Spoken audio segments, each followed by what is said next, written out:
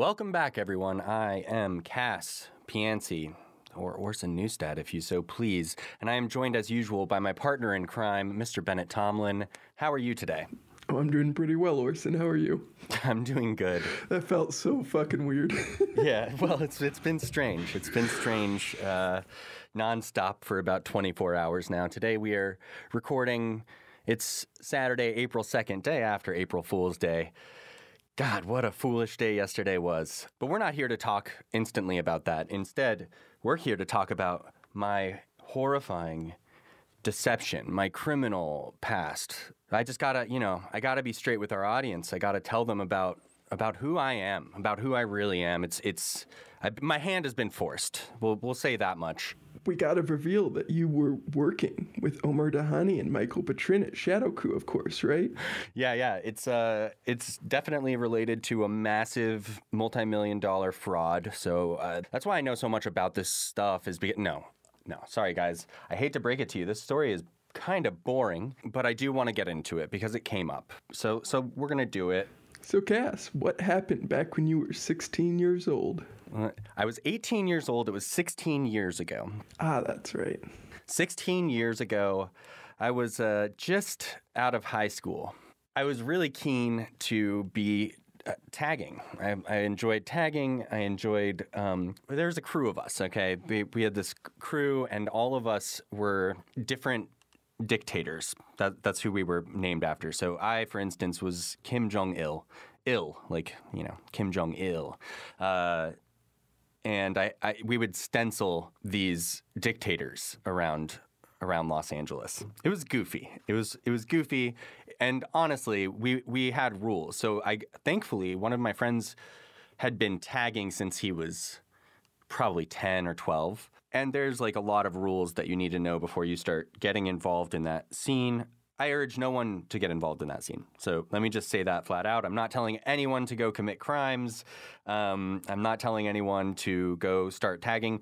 Clearly, it didn't do me any favors because now I had to share my real name with everybody and divulge my deep criminal past. So I'm not telling anybody to go do this, but thankfully, I knew someone who had done it for a long time and could kind of teach me the ropes. So there's rules to this stuff. Like if you tag people's personal private property, if you hit somebody's garage or something, their house, I mean, that's just horrifying. You should never, ever, ever do that. The only people who do that are gang members. You want to avoid art or in LA, we have billboards that will occasionally be like bought by an artist or something instead of a corporation. You never want to tag over that kind of stuff. If somebody does like a giant mural or bomb in an alleyway and you just like have your little tag, you do not paint over someone's giant bomb or mural. It's bad form. So there's these rules that you have going in. Thankfully, I was aware of it, and I can say that for a while it was again, not telling anybody to do this, not trying to suggest it's a good idea, but for a while it was very exciting, and to be honest, I was having quite a bit of fun. We were going up on billboards, we were painting over McDonald's ads, and it was fun. It was great. Basically, what happened is after roughly, I don't know, maybe 6 months, 4 months of doing that, something like that, I decided to take a trip to Beverly Hills, which, well, looking back on it, was certainly a mistake. And we went and tagged in Beverly Hills. I should be specific. The part that I actually do regret, and I want to say I'm sorry for, because I don't regret tagging for the most part. I don't regret this part of my life, really. But that night, we did tag Beverly Hills High School. So that's public funds. That's not, that's the wrong thing to attack. And we also it's so angsty. It's like share the wealth and, whatever. It's very 18-year-old angst-filled dude. Anyway, I got arrested that evening. The Beverly Hills Police Department is quite efficient. I don't think there's a lot of crime going on in Beverly Hills. Unlike LA, they have time to go after taggers. There's a lot less murder and stuff. Exactly. And so they booked me that night. And hey, just this, I wish I could leave a review on Yelp or something, but if you're going to get arrested, I highly recommend getting arrested in Beverly Hills. That's the best place, I think, to get arrested, because this is my story of being arrested in Beverly Hills. When I get to the jail there's jail cells. Everybody's familiar with a single cell where you go in, but a jail cell is on a jail block, right? The block has all these different cells. Well, when I got there that evening, I don't know what it was, maybe it was a Sunday evening, something like that. There was no one else in the jail block. So they left my jail cell door open. They turned the light on for me in one cell, and they said, "Hey, if you want to read, go to this cell, and you can read the magazines and stuff that we have there. If you want to go to sleep, there's another cell right over there. We turn the lights off so you can go to sleep if you want." It's like, wow, I have multitude of choices for what I'd like to do. Then I'd had a hard time sleeping. I was not in the best frame of mind. I also was not reading. I think I was mostly just crying and feeling bad. But they brought me breakfast also, and I distinctly recall the breakfast, which was orange juice, cereal and milk, French toast sticks. Again, like, I don't make that for myself at home, so this was kind of like, wow, getting like a pretty nice treatment for jail. So again, 10 out of 10 for a jail experience. If you're gonna get arrested, do it in Beverly Hills. Anyway, after that, I got picked up by my parents. They had to bail me out. And it was the classic, we're not mad at you, we're just disappointed. And so, yeah, it was rough. I ended up pleading no contest to trespassing, or whatever it is, walking away with a rock. I don't even remember what the exact charge is. It's something silly. I had to do community service, and I had probation for, I think it was 2 or 3 years, like a lot of probation for graffiti. And I also had a restraining order 1,500 yards away from Beverly Hills High School. None of that stuff is real anymore. It's not something that affects my daily life. It's not, and again, it's not something that I'm happy to speak about it because I was 18. I was being a goofball. I'm not ashamed of the thoughts that I held at that time. I still feel a lot of that stuff to this day. I don't like billionaires. Well, I didn't like them when I was 18 either, clearly. It's not like after you were done that night, you had many reasons as a young adult to return to Beverly Hills High School. No, that's true. That's true. But, and look, so that took roughly 10 minutes for us to discuss this. The charge that was against me. But now, and I don't want to use this person's name, but I want to talk about why we're talking about it, because I think that's actually like the more important topic. A couple days ago, somebody on Twitter who had previously threatened to dox me, who'd previously threatened me and done really cruel things to my friends. Again, I'm not going to use names. I can say that this person has talked a lot of shit about you. This person has personally attacked you and I regularly, repeatedly, all the time, publicly. And we don't mention this guy ever. Like, this is not someone we give 2 fucks about, and yet consistently attacking us, consistently coming after us. Whatever, that's his prerogative. But so a year ago, he basically threatened to dox me, and unless I took a call with him, then he would tell everybody my name. So I took the call. And this is really what I want to talk about, because I think this is a weird manipulative thing. I think before this, we should mention that this, like, early on, when we were getting into kind of this crypto skeptic, crypto critic community, this was a person we had talked to and communicated with, and like, I had DM'd with and talked with and done all these things with. And so, like, there was a bit of a history leading up to this, and then some things transpired and things started to spiral and become really strange. Yeah, well, let's say this. This person decided to create some cryptocurrency thing. And we were all critical of that. That was it. We were very critical of that. That's the one time that we were like, this guy kind of sucks.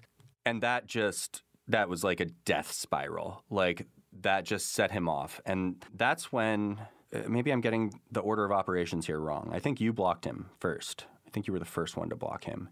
After the emails started coming, I blocked. Oh, it was the emails first. Okay, so order of operations here. This guy starts emailing us, and including journalists who we like. I'm not going to name that journalist either, but a journalist at the Financial Times who we were getting along with and speaking with regularly. He basically did everything to tar and feather us and our reputations by just being really fucking creepy by just like constantly doing these emails, including us in emails where there was just no reason to do it, and saying like we weren't taking his calls, we weren't talking to him, we weren't responding to him. We're like, why would you work with these people? Why would you even communicate with these people? It was super desperate and super strange.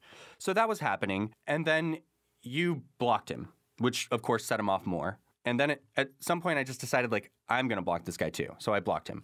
And then he made some argument about how, like, oh, this guy is anonymous. Like, it's a consistent thing that he does, by the way. He constantly talks about how anonymity means you can't possibly trust someone. Anonymity means you can't possibly, like, look at somebody's body of work and make a decision on how you feel on your own. Instead, like, you need to shame anonymity. It's a bad thing. And all of these people, you can't trust anybody who uses a pseudonym. Who cares why they do it? I don't care. Don't trust them. So he was coming at me for that. So I DM'd him and I said, dude, I am not afraid to tell you my name. If you think I'm afraid for you to look my name up, I have nothing to hide. Told him my name and then blocked him. And that's when he threatened to dox me. And then I was like, okay, I guess I have nothing to do here. I guess the whole point of me being pseudo-anonymous is that isn't the case, that there's at least an extra step for people to have to find me, right? And so I took this call. I took this call with him, which was really unfortunate, and I shouldn't have done that. But this is the kind of manipulative behavior that you get from this is like, I think it's a common thing, and I hope that I want people to recognize it if they see it in their own lives, because I actually think it's like quite common. This idea of like holding something over any power that you think you have over someone else and just being like, I'm going to use it. I'm going to use it against them. I don't care if they're a friend or a foe or what they are. I'm going to make their life miserable. And that is absolutely what he did. And I was like, okay, fine, I'll take your call, man. I'll take your call. And I just tried to appease him. I ignored him after that.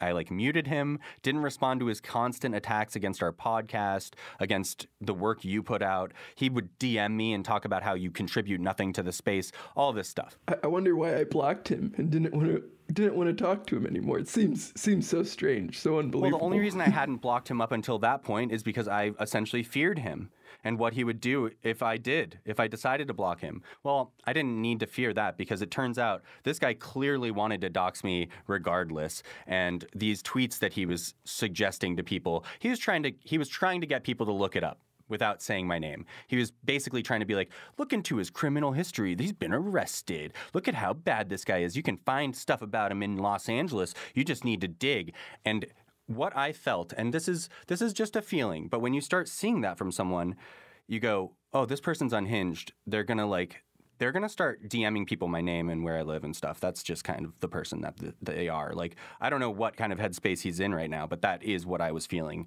from him. And so I made you have to control your own narrative. And I couldn't do it anymore, right? I couldn't let this scumbag hover control over me, even though who is he? What does he contribute? What does he do? Like, how is he benefiting society in any way, shape, or form? Meanwhile, he tries to silence you and me and tar and feather us. He goes after coiners, no coiners, everybody, everyone. Well, and like at one point he even reached out to the boss of one of our mutual friends to complain about some tweets our friend had made, and effectively like he tried to get our friend fired for tweets. For tweets. Yeah. Now, if that's not the pettiest bullshit you've ever heard, like, okay, then it just keeps going. And here's what I'll say is that I didn't know what would happen, right? Because the internet and Twitter can be so fucking cruel. And just generally unpredictable, too. Like unpredictable, cruel, and, being vulnerable, exposing some essence of yourself that other people haven't seen. It is scary. I don't care what people say. I don't care if they're telling you, grow balls, you suck, pussy. It's like, okay, whatever. You go criticize multi-billion-dollar companies and individuals with your name and shit. Like, it's just... Also, I haven't talked about this on Twitter, but it affects me in a much bigger way than, like, even corporations or anything, because my girlfriend is in a country that them knowing my name and what I do for a living could affect whether I can ever go there again. So Thanks, douchebag, if you're listening to this. You probably made it so I can't visit my girlfriend in her country ever again. Really cool stuff. Anyway, repercussions, clearly, that this piece of work does not think about before he behaves the way that he does. But the support yesterday after, I really didn't know. I thought, oh God, what's going to happen here? Not only did I get so much like pure love, people just saying like, dude, we love what you and Bennett do with the podcast. Keep doing that and ignore people like this. I also got people reaching out to me and saying like, this guy is a monster and he's been attacking me, or he did the exact same thing to me. And then people quote tweeting it and being like, this guy is a coward. This guy is a coward. I know firsthand that he's a coward and a manipulator. Like, just so many people who had the exact same experience. And that's when you recognize, like, it's not just me, right? Like, it wasn't just, I'm not the only one who was so fearful of this scumbag. Like, dozens of people have had this experience. And it took somebody going very loudly, I am not going to put up with this anymore, asshole. And if you think I'm afraid of you, you're wrong. For everyone else to be like, yeah, fuck this guy. So I don't know. The community blew me away yesterday. Really, just, I can't put it into words. I don't know. It's hard for me. I get all choked up because I just, in my head, I'm like, this is a silly charge from like 16 years ago. And you hope that that's how people will interpret it as well, without having to say it. Like, I didn't say this is silly or anything in the thread. I did say, like, I did spell out exactly what happened. And I said, I'm not afraid to tell everybody this. But wow, thank God that, yeah, like, everyone was like, trespassing 16 years ago? You cover financial fraud now. Who gives a fuck? Well, yeah, and even more broadly, the arc from spray painting Share the Wealth on a Beverly Hills building to chasing financial frauds is perhaps not as unpredictable as it might seem on the surface, right? Like, it's the same power structures, it's the same struggle, just channeled in a way that's a bit more legal and productive, perhaps. Exactly. Yeah, I less chaos, more structure. And look, we all make mistakes. I think this is a big part of what I want to say. Everybody makes mistakes, man. Everybody breaks the law, except for you. Everybody breaks the law. Everybody makes mistakes. Everybody's ashamed of something from their past. And look, this is not one of those things. This is not something that makes me. I was telling someone else this. For me, it's the personal stuff far more than like an arrest record that makes me feel shame. Like, it's my dad passing away and me not being present for it. That's the shit where I'm like, oh, that's not good son behavior. That's the stuff that I replay in my head, and hopefully it is so forced in my brain that it actually helps me change the direction of my life. I mean, of course, getting arrested helped change the direction of my life. I think that is fair to say. And I stopped tagging after that. So it worked as far as law enforcement can be concerned. But don't let people try to control you just by gossip and personal information that they acquire. I think that there's a lot of sick people out there that do stuff like that. And I think there's plenty of times where we can, like, you hear about politicians or, wealthy people being blackmailed. I think it's easy to feel fearful. It's easy to feel like, oh, there's going to be bad consequences if I have to be vulnerable. But it's just not always the case. And usually the people who are trying to blackmail you or threaten you are the weak ones and will be seen as such by society, They're clearly not in the position of strength if they're trying to hold this thing over you, right? Like, that's their single point of leverage. And so if you take it away, they're basically guaranteed to be in the weaker position. That was the only thing I figured I could do at that point. It was just like, this guy has what he believes is ammunition against me. And until I prove him wrong, he does. Until I own it, he can vaguely threaten me and vaguely do these things and talk all this trash, and people will just be running around with questions like, oh, is Cas a giant piece of shit? Is he actually like a financial criminal? What is this? You know, rightly so. If I'm not gonna fucking own up to it eventually, you know, I did it, and the community is what made it not a horrible experience. And I hope that by doing that and seeing that reaction by the community, that more people are willing to come forward if stuff like this happens, you know, that more people don't just go, oh, you know this about me, I'll do whatever you want. Like, don't let people do it. It's scary that people feel like, I mean, this guy's been, as far as I can tell, behaving this way for years and doing it to a lot of people. And the idea that you can have any reputation at all in any industry, if that's the way you're behaving towards not just one person or two people, but like dozens of people, it's kind of worrying to me, you know? It's scary. I mean, I think we've seen it in a lot of industries, right? Like, you used to work in the entertainment industry, and it was the same kind of thing, where people would get this kind of dark and insidious hidden power. And once they had it, they end up protected by the fact that, like you're saying, people have things that they aren't ready to reveal, because that is a scary thing. And so because of that, these people are able to maintain their power and their influence. What they're relying on, it's not weakness. They're relying on people to be just basically normal people, right? They want you to, they know that everybody is ashamed of something. They know that everybody has secrets that they don't want to share with the world. And if they can get even a little bit of a secret on you, they are absolutely going to do whatever they can to take advantage of you. And the only response to that will make it stop is to be like, hey, world, this person is trying to blackmail me or threaten me or whatever, you know, like to call that behavior out is the only way to make it stop. And I'm certain of that. And I don't know what the end results will be of what occurred and the thread and all of this stuff. But I will say that I hope that that person never speaks our names again. I hope that he goes away from our lives for good.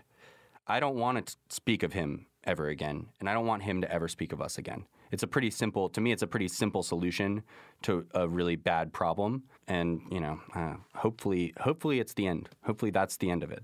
It's really frustrating for me to see the fact that you had to burn your NIM effectively, right? Is lose your pseudonym. Because, and I've written about this a little bit, but going after these massive, hugely resourced firms and companies engaged in these kind of things, and companies where you're hearing about the executives being arrested due to allegations of their connections to the cartels and stuff like that, and you're talking to people and hearing about organized crime connection in other places, doing that research and presenting it under your real name is really scary. And it really sucks doing it under your real name, because you feel like the entire time these places and these people are looking for a single detail, like a past arrest or something like that, that they can use as like a piece of whataboutism to try to discredit the entire body of work. And so, like, speaking from my own experience as someone who's been doing this kind of stuff for 4.5 years now under my real name, it's scary. And like, I've gotten cease and desist letters, and I've gotten threats of lawsuits, and had executives of one firm trying to get my address and stuff like that. And it's an uncomfortable position to be in. And they're doing it because they don't want this information to be shared. And so it can be very beneficial to have people who can speak from behind a veil, a pseudonymity and anonymity. And so it's just especially frustrating to see someone who is nominally in the industry and stuff like that take such actions to remove that and to be the one trying to expose. Yeah, and this person is so deluded that they think that we don't disagree on much. They think that that really we're friends, you know? We're friends. We should be friends. And it's like, if you can be so deluded that you think any friend would do the things that he's done and the threats that he's made and the way he's spoken of us and attacked us over the past year, I just can't fathom. I can't fathom being so out of touch with myself. It's less about being out of touch with cryptocurrency or the world or the industry or whatever, but like so out of touch with reality for myself. My guy, you spend all day attacking everyone and everything. At least we have substance to the things that we're discussing. At least we're talking about multi-billion-dollar companies. We're questioning protocols that are going to, that people want to be the world reserve currency. To me, we're talking about things that matter. This guy is like, well, let me try to destroy these two people's lives for no good reason. And you're just like, don't you have something you should focus on outside of this? Outside of like two people who you think you're on our team? He's deluded, but I'm sure there's worse people out there. And so you're right. It's scary. And I hope that we can move on after this and not have to talk about my criminal history again. If anyone does want to talk about it and ask me about like what cans I preferred, the name of my arresting officer, I don't know, whatever details you really need, happy to provide them, no problem. I guess that's going to do it. Leave a review and a rating, everyone, please, except for that guy. I know he's going to leave a 1-star review and say, we don't know anything about cryptocurrency. Just back off. Get away from our podcast, dickbag.